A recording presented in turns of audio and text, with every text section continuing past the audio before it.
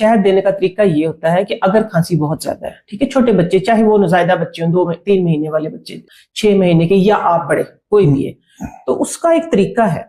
आप लोगों ने करना ये, चम्मच को गर्म कर लें बस।